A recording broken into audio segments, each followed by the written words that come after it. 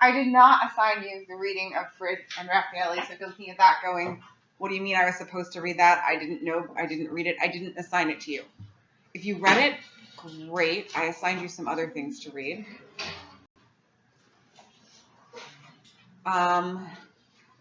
But first thing I want to do is I want to talk about that word restoration. I told Sarah about this earlier. So there's this field called restoration ecology, where the idea in it is that we're going to take these damaged ecosystems and we're going to restore them. We're going to bring them back to what they looked like before they were damaged. We are going to bring them back to health and back to regular functioning, which, if you think of what the word restoration means from a faith perspective, is that idea of I'm going to take something that has been broken or that has been marked by sin, and I'm going to make it pure again. Science, in some areas, is largely atheistic or agnostic. I think ecology, perhaps because of its close tie with evolution, you get to encounter more people that are not religious, some of them that are anti-religious. And I always think it's interesting that they can talk openly and hopefully about restoration ecology as a concept without seeing like a biblical overtone to it. Because when you think of the word restoration, how many of you think of something dealing with something spiritual? And do you think that that process of taking an ecosystem that has been harmed, that's not functioning properly, and bringing it back to function, is that a spiritual process maybe for you? Throughout your journals, a number of you have written about how taking care of the earth is a necessary thing, and you don't understand how other Christians don't think that it's important. But really beyond that, about how for you it is very much a fundamental Christian thing. We are Christians, one of the things we're called to do is take care of the world, to care for it, to bring it back to what it's supposed to be. Most of the people, the clear majority of people I know working in restoration work are atheists. And they use the language of hope. And they use this very spiritual language.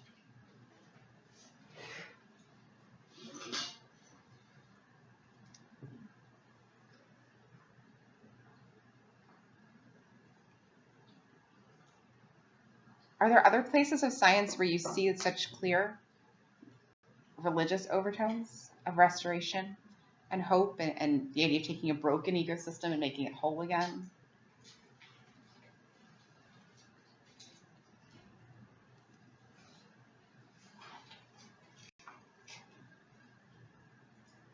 I can't come up with any, so I'm hoping somebody else can. Maybe like medicine, the body, it's the ecosystem. Mm-hmm. So there's some clear things there with medicine. You could probably, with agriculture and farming, make some very clear religious connections.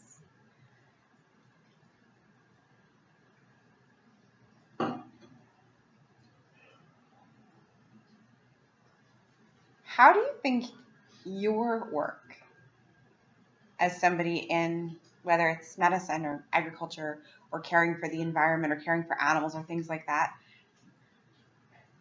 how do you think your work will play out differently because of your faith than it would for somebody who doesn't have that? Because I just said that you can be a non-Christian and you can still have this language of restoration and hope.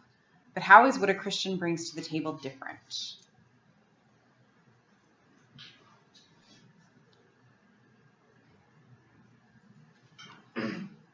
Or maybe I should ask, is it different?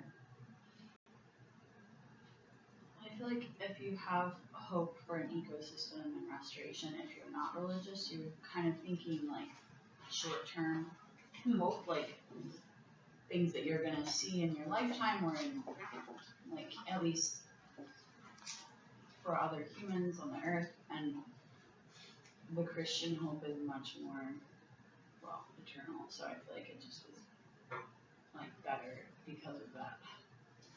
And there's a big difference there of who brings the hope, right? Yeah. Because our hope is not it's not in us. It's not even in the works that we do. But if you don't have that faith, your hope is in yourself and in the others working for you. You have nothing else to have hope in.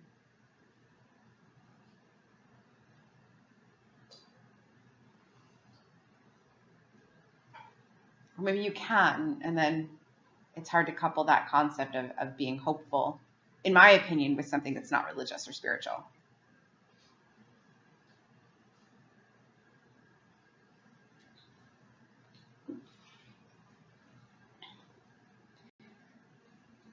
Think back to the beginning of the semester and Leopold.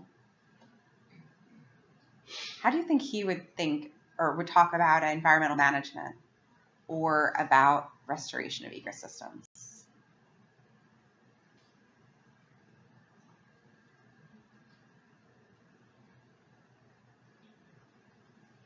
I feel like he wouldn't want so much management to be like obviously present, and he's more about restoring the ecosystem as close to it was before. He doesn't want to see those human like symbols and within the ecosystems in nature.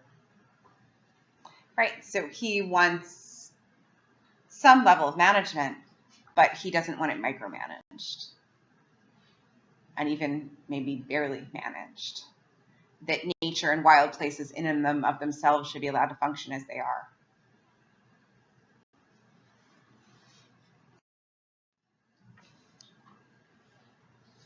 I like starting this with Leopold, that we end, I think, at what might be called the standard paradox of the 20th century. Our tools are better than we are and grow better and faster than we do. They suffice to crack the atom, to command the tides, but they do not suffice for the oldest task in human history, to live on a piece of land without spoiling it.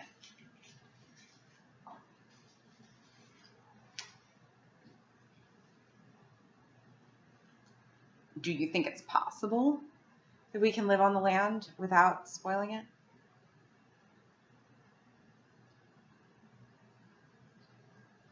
Maybe a different way. Can we live on the land without affecting it, without impacting it?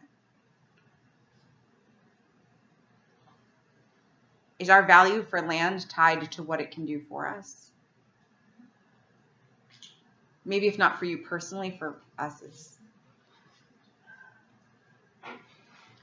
But I think I can speak for everybody in this room when I say that we all recognize that land has that intrinsic value. That value because it exists, its capacity to do things that have nothing to do with us. However, that may not always be something we can talk about from a management perspective. What does the word sustainability mean?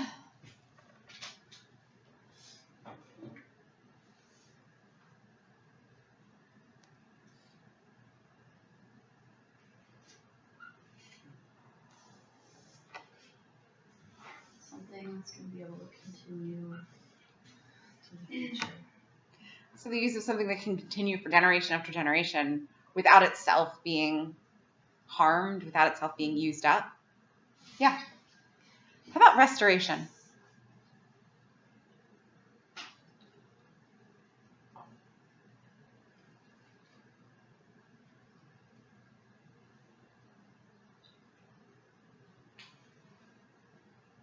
The place being brought back to like what it was functioning like before, so we can go back to doing that on its own and not having someone else do it for it. So we're bringing something back to its previous healthy state where it's capable of sustaining itself, that it can continue being healthy on its own. How about management?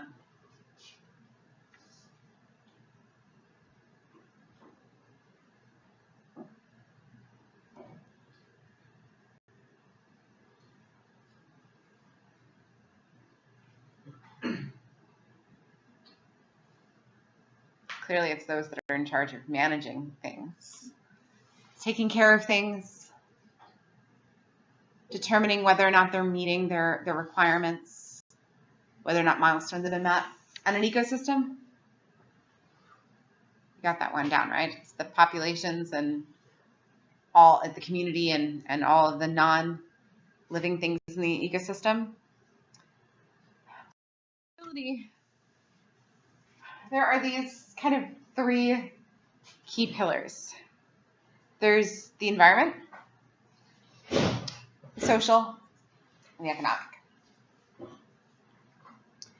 And generally, the economy kind of drives some level of the decision making. So we're trying to find with sustainability a place where the best for the environment is happening, the best for the socioeconomic and the social status is happening, and the best for the economy. Do the three circles kind of work like that, though?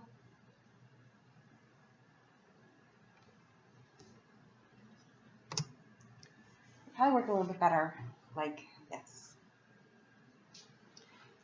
Because people who are working on policy, they're going to focus on the social and the economic issues, usually. They may also focus on the environmental as well, but their expertise for policymakers is frequently not in the science. There's something in my inbox today about how they're looking to revise how the EPA uses scientific information in policy making and management decisions to reduce the role of science in those roles. Which seems crazy, but the role of science has not always been very large in those areas. Scientists can sometimes do really good at focusing on the environment and the social, or the environment and the economics, but we're not always good at including all of it together. And to really get sustainable, it has to be something that will meet the needs of the people, that is economically possible, and that's also good for the environment. So you have to be able to hit all three things at once. And when we talk about environmental management, we're usually talking about conserving ecosystem integrity, the functions of it, all of the pieces of it, while meeting the political, economic, and cultural needs. And cultural can sometimes be more important than we think, especially in areas where in the United States we have exploited the Native American populations time and time again. We've driven them off of their lands. In other areas, they haven't quite done that as badly yet, but you're having to balance the needs of the government with the needs of the local people and the cultural needs. We need to focus on sustaining the environment for ecosystem services, but also for the products that we use the environment for. So you're balancing the needs of the ecosystem with the products that we need from it and trying to figure out how you can keep both at their maximum level forever. Your goals then are to benefit everybody at a minimum cost.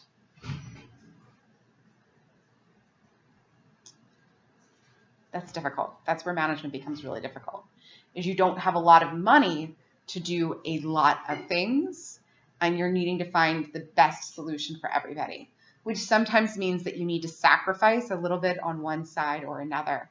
Maybe I'm not going to extract as much timber from this forest because I want to be sure that it's able to be here for 100 more generations. Or maybe I'm going to take more lumber because we need to make more money, knowing that in 50 years this is going to be problematic for me. And management is usually either single use or multi-use. What do you think the difference between those is?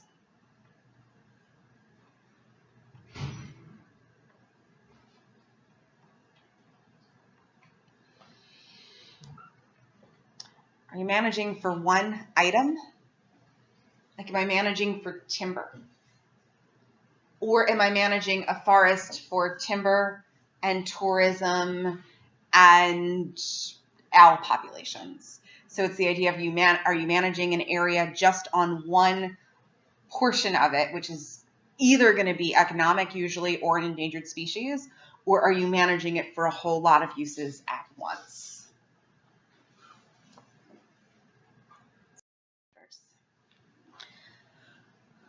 They may not be ecologists. You would want them to be, but they might not be. They might not even be scientists at all.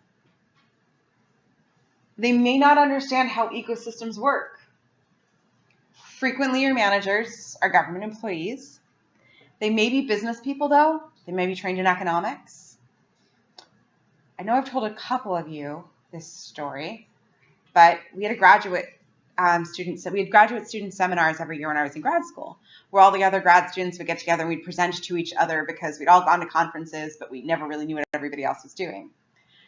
And one year during the talks, I was getting very angry sitting in my seat as the guy up there is talking, and he's talking about how his project was based on calculating the value of a gallon of clean water in Delaware Bay, and that the only metric that he really found that was necessary in calculating the gallon of water was what people were willing to pay for tourism in the lower end of the bay. And he calculated that entirely based on the amount of money that fishermen were willing to pay for hotel rooms, boat cruises, and their fishing licenses. And that's how he calculated the value of clean water in the bay. I'm watching a couple of you look like that is not an acceptable way to calculate it. So I'm sitting there, I'm getting angrier and angrier and angrier, and I'm like, what about the value for the birds? What about the value to the ecosystem? What about the value to the ocean? What about, and the guy gets to the end of his talk, and people like questions, and I'm ready to put my hand up, and my friend Jill's sitting next to me, and she goes, nope, we're not getting into it, because he's wrong. We know he's wrong. But he's an environmental economics person. He can't possibly understand where we're coming from because he's only studied economics. So we could try to get into this with him here, or we can find him later and tell him why he's wrong. Because when he's up there and we're asking him questions, he's going to feel like he has to defend himself. We tried to find him later, and he didn't want to talk to us. But it was really frustrating to hear this person talk from an economics perspective about how nothing else had value.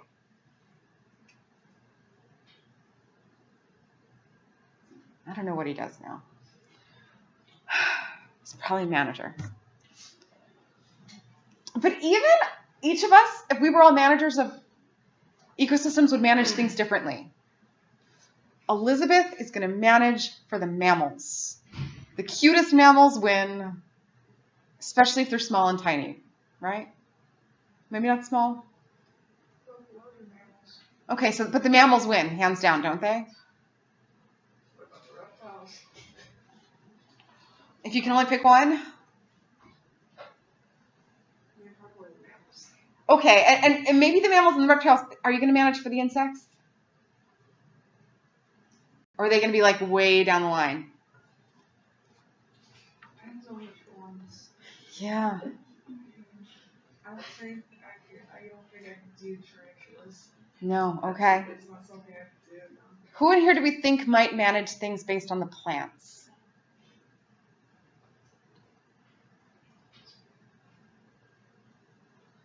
I think Cody.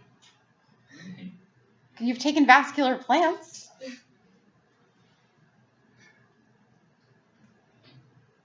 I mean, maybe you'd include the birds too. You were my TA for ornithology. Did you ever think about how would you manage an ecosystem? Like, what would you focus on?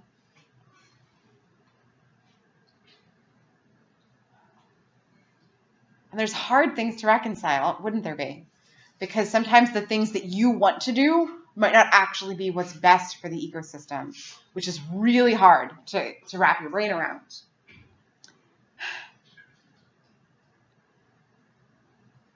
Unfortunately, sometimes in ecosystem management, managing for the benefit of the ecosystem is a legal requirement, but it may not be the goal. And that's where this stuff becomes difficult. Throughout all of the environmental problems we've talked about, have you noticed that sometimes taking care of the ecosystem was like an afterthought? Like, we have to do all of this, but, oh, I guess we need to take care of the ecosystem too. Because sometimes that's how it comes in when you have non-scientists talking about it. You all are smart enough to know if you're going to manage an ecosystem well, you have to understand how all of the parts function. Frequently, we don't understand how all of the parts function. So we're making our best educated decisions based upon what we think will work.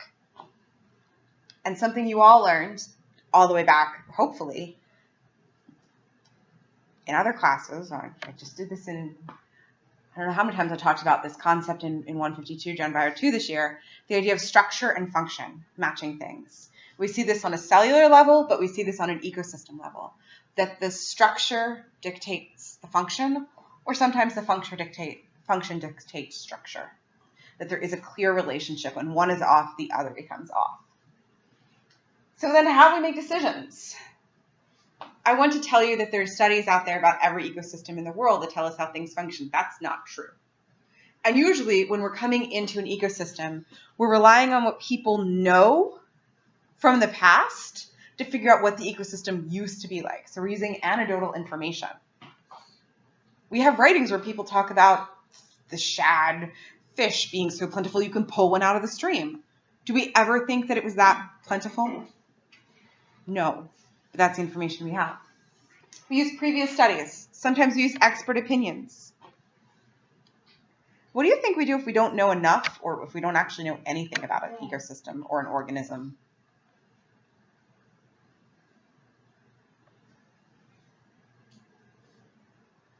You can't really manage something you don't know about. But you have to. So what do you think we do when we don't have any idea at all? Try stuff. Use it on your best knowledge from similar organisms and similar ecosystems, and you just kind of make a hypothesis and run with it. So you're testing whether or not something will work while using it at the same time. It's kind of the opposite of the way we think of experimental design, but it's sometimes what we have to do. There is no one size fits all easy management sustainable system. It's just not going to work. The multi-use, once again, was managing it for biological and socioeconomic at the same time. You all know ecosystems are not predictable. You know that ecosystems are dynamic, that things are constantly changing within them, and as you change one part, something else down the line will change too. If you're interested in a career in management, you're always going to have to deal with uncertainty. Uncertainty in your predictions, uncertainty in climate change, the social needs, the biology. What if a virus comes in and it starts wiping things out? How do you deal with that then? There's levels of uncertainty that are just inherent in that work. And you're the person who's trying to meet the needs of everybody coming at you, including the environment.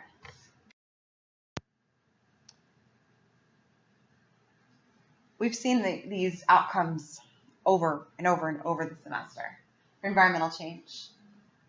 We've seen lots of reasons why the environment has been degraded or threatened. We have seen the many ways in which ecosystems can be reduced in complexity because they've lost portions of themselves. Either lost animals or plants that should be there, or because they've been chopped up, as somebody does slash and burn to take a rainforest to agriculture, something like that.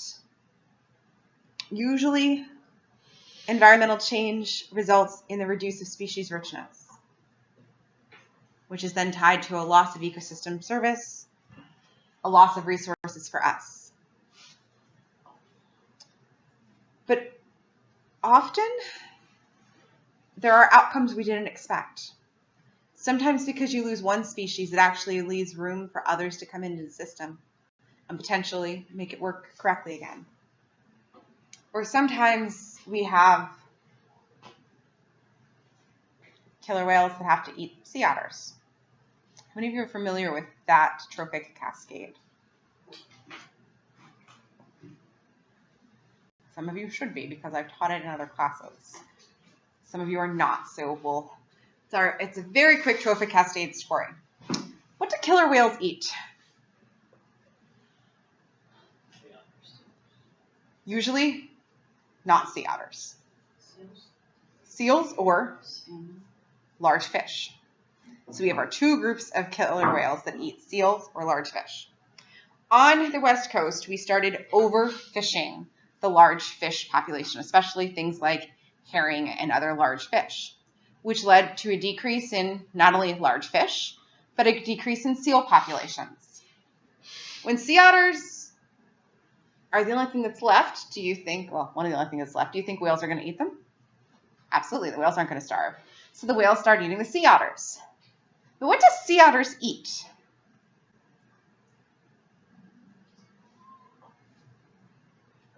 Urchins. So when the killer whales start eating the sea otters, the sea urchin population explodes. What do sea urchins eat? Some. But in this, no. They eat kelp. Specifically, the portions of the kelp that are the holdfast that keep the kelp on the rocky surface off the coast of California. So when we overfish the fish, the killer whales have to eat the sea otters. The sea otters can't eat the sea urchins. The sea urchin population explodes, which starts to destroy the kelp forest. No one expected that overfishing fish would lead to a destruction of the kelp forest, right? That's that unintended, unpredicted outcome. We couldn't have possibly known that, in part because we didn't understand the ecosystem well enough. When we stopped overfishing fish, the populations went back to the way they were supposed to. A trophic cascade deals with one problem happening in one part of the ecosystem and it going all through the trophic system, changing the entire community as it does.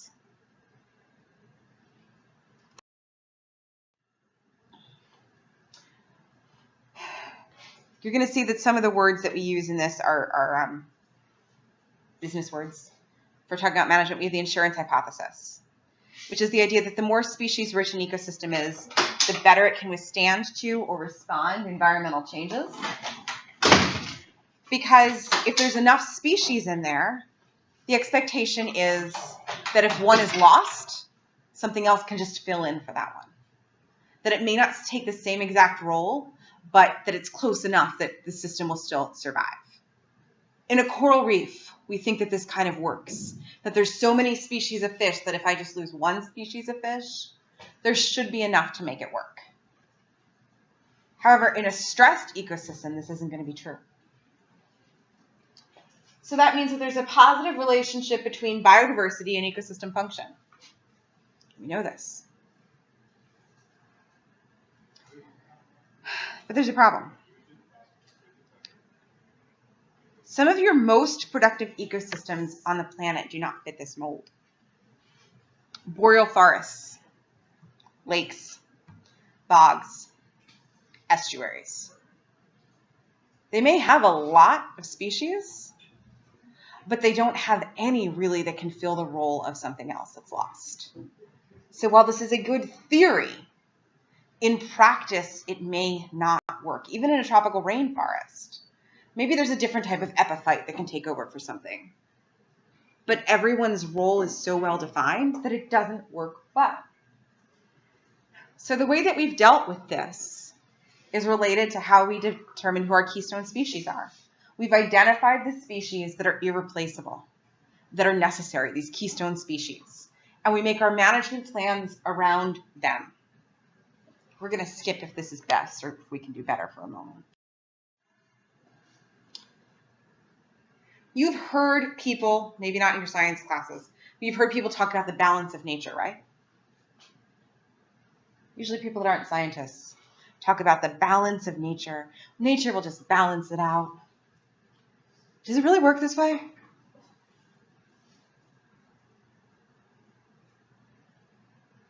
Is there balance in nature? You could argue that most things are held to their numbers, that things are balanced by like predation and supply, maybe. But if we hurt an ecosystem, if we damage an ecosystem, will it just kind of rebalance itself back out? So that part doesn't work so well. But management kind of relies on this idea of balance, that things can become level again. And I'm not sure that it should. Because we know that systems can't always recover. However, we've determined, as you'll see in a couple moments with the Everglades, that sometimes there are multiple stable points in an ecosystem. They may not all do the same job. It may not be the same healthy ecosystem. It may not even be a good ecosystem, but it doesn't mean that you can't get to a damaged level in an ecosystem where things are still stable, where it's still capable of holding the pieces together. It's just not the same. We do have a systems viewpoint when it comes to management. The problem is that ecosystems are not linear. It's not this, then this, then this, then this. They're also not chaotic. There is some level of predictability to them, but the type of predictability is going to depend on the ecosystem you have. Have you heard of the tangled bank or the butterfly effect? Tangled bank is a really big theory in ecology. It's the idea that changes in one point in the network are going to result in changes at another point in the network. And it's based upon how all of the branches and things get tangled in the bank. If you pull something out, it's going to affect something else inside of the whole system. The butterfly effect is a little bit different. It says that because in tangled bank, you don't know what the change is going to be down the line, you just know there's going to be one. Butterfly effect says a small change here results in a big change someplace else in the system. It's based upon this concept that if a butterfly flaps its wings, is that going to result in a difference in a hurricane pattern someplace else?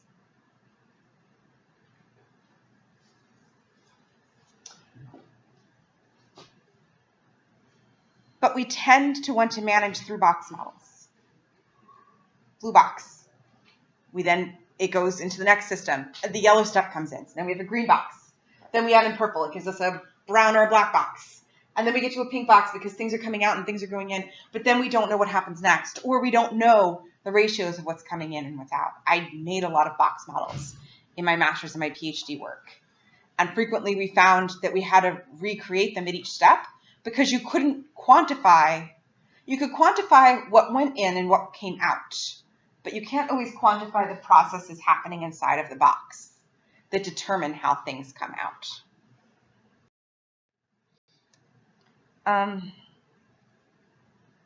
There are some ways we fix management. I don't know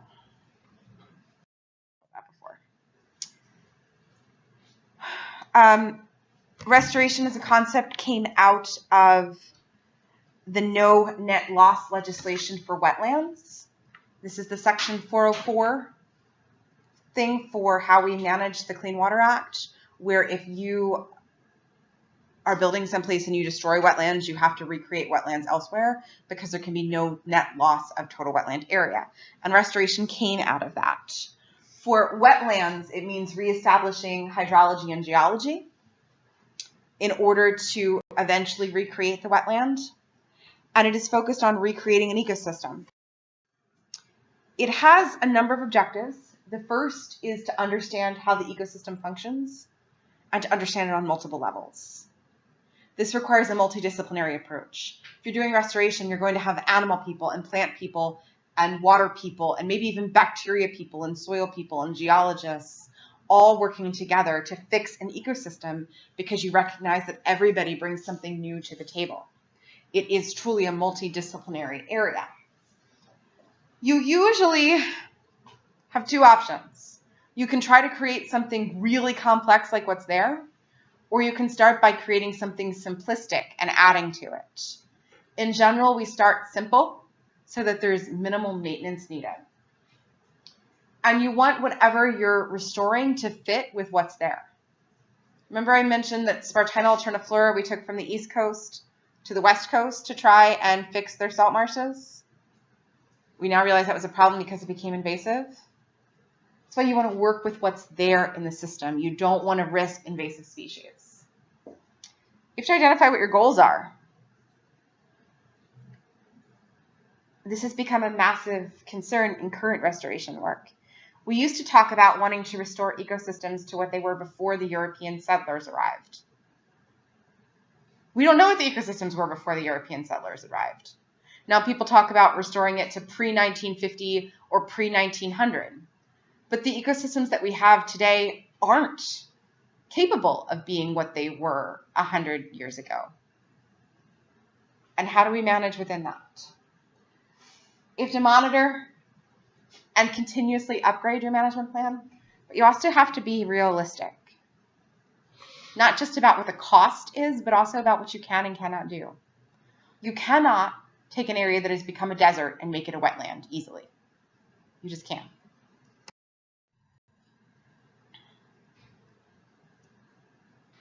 It's the only thing I really want to mention on this one, I guess I should mention a couple of them, is restoration plans used to come in kind of two ideas. People would talk about creating, wiping out the ecosystem that's there and recreating a new one, or restoring what is left. Recreating is difficult. As a matter of fact, it's management perspectively, it's wrong, because you don't want to wipe out what is left. You want to take what is left and make it healthier. So you usually have to pick a reference ecosystem. This is what it should be so that I can get it there. And you use succession theory, something you all learned in ecology, or if you haven't had ecology, you will learn, to get it from where it is to where it needs to be. You rely on the ideas of succession. You consider your surrounding ecosystems and you wait. We have a tendency to go overboard. We tend to focus on form rather than function, or we focus on having the right species rather than having the right functions. And there can be problems. The biggest problem is that we tend to not measure success well because we tend to tie our success to expecting that a restored ecosystem will be the same as the ecosystem that it's trying to mimic, as the reference ecosystem. And that's just not possible.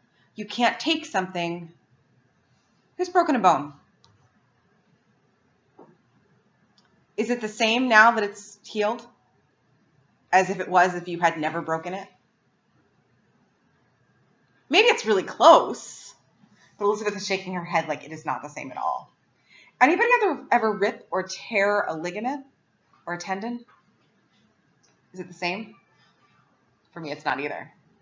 Why then should our goal be that an ecosystem becomes what it was before if we're taking it from something that we've broken and trying to fix it? But that is sometimes what we've managed with, and that is a problem. So our reference wetland and our lost wetland. We're going to use that replacement wetland. It's going to be somewhere in between. It's not going to be the same thing as the reference ecosystem. It can't possibly be.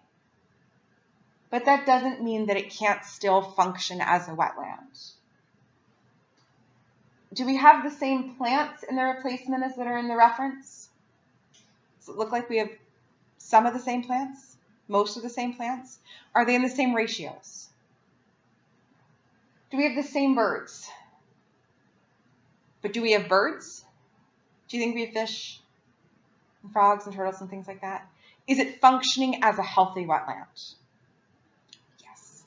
And that should be the restoration goal. It shouldn't be getting it back to what it was. It should be getting it back to a healthy ecosystem that functions the way it needs to where it is today. And there's all sorts of different ways you can do this. I am going to ask you a question about restoration, a short essay question on restoration on the final. It's in there about how would you restore something. It's very open-ended. Which brings us to our example for this, the Everglades. The Everglades made up the largest wetland for the United States. 5,000 square miles of wetland from Lake Okeechobee to the Florida Peninsula. It's a slow-moving system, prone to flooding. Sawgrass meadows, willow trees, myrtles, tree islands, where you would have a marshy area and then suddenly a tree island out of nowhere. Turtles and alligators, crocodiles, deer, cougars. In the 1930s, there were over 200,000 birds, and it included the storks, the egrets, the ibises, the spoonbills. It was amazing. There are firsthand accounts that say that the fish were so plentiful that they spilled out onto the sawgrass meadows at high tide, that the fish were just all over the area, which is why it was so great as a place for these animals to live. So we have our Florida panther, American alligator, the white ibis, the roseate spoonbill, and the wood stork, in case you weren't familiar. And then in 1905, Governor Broward of Florida decides that he's going to convert the northern section into urban and agricultural areas because more people are settling in Florida and more people would settle there if there was land. But they've got 5,000 miles square of wetland. They don't need 5,000 square miles of wetland. So we're going to drain it. The Audubon Society protests very, very loudly because there's a lot of migratory birds in this area that are only found in this area in the United States. They took a system kind of like that and they made it a straight line. So they took a system of winding river and they made it a concrete ditch. Does anyone know who they is in this? The Army Corps of Engineers, Cody. You knew it, didn't you? Because the Army Corps of Engineers, they're the people who get to be in charge of engineering wetlands, which if you're listening to the recording, engineering is in quotes here, also could be called destroying wetlands. They drained, diked, and channeled thousands of acres to direct the water flow under the idea of controlling flooding so that they could create more land. It cost $30 million US tax dollars to do this. And the water that was diverted was sent to Miami to act as a water supply for Miami. So you took a natural wetland and we made it a human-made concrete canal system to drain the land. Not surprisingly, there were some problems. The water table was lowered dramatically. In the dry season, the wetlands themselves started becoming a fire hazard. They were so dry that the grass was like crunchy. How many of you have been in a wetland at some point in time? Is it ever crunchy? It shouldn't be. Then, because there wasn't enough fresh water coming down, ocean encroachment started. Groundwater started becoming salty. So there goes your well water. The system had been altered. Suddenly, the manatee, the Florida panther, and the wood stork, the American crocodile, the snail kite, the Cape sable seaside sparrow, and the Florida panther are all on the endangered list. And you know what happens to the Cape sable seaside sparrow? Things do not end well. And then we start getting invasive plants as we start to control the system better. The main thing that we get as an invasive is Australian eucalyptus, which we brought in to try and fix some of the problems that our water engineering had caused. So we